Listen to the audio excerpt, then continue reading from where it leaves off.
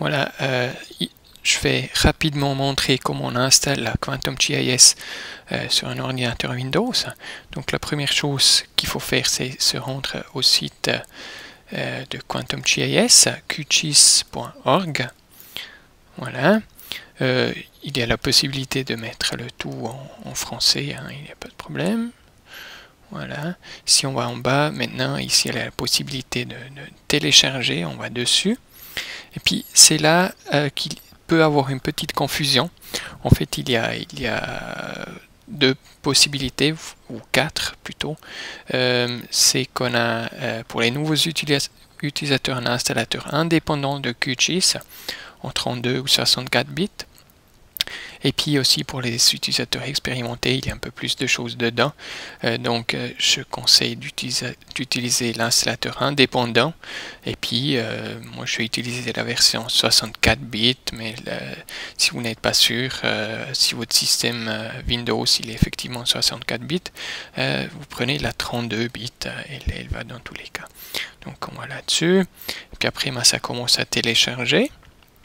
Et puis une fois que ça a terminé, moi je l'ai fait avant, donc je peux annuler parce que c'est quand même assez long, c'est 185 mégas.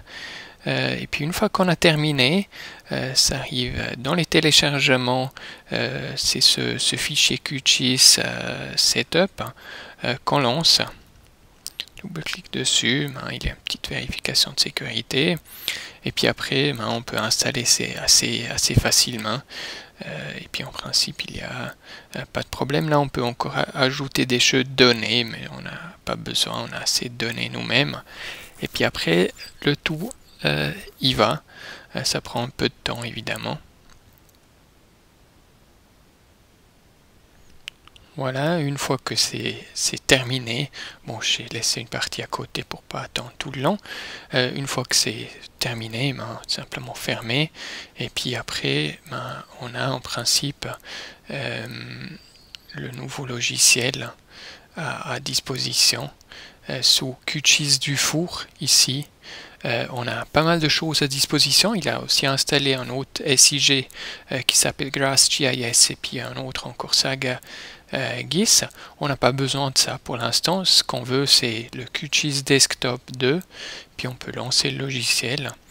Puis il démarre avec la pointe du four, le plus haut sommet de Suisse.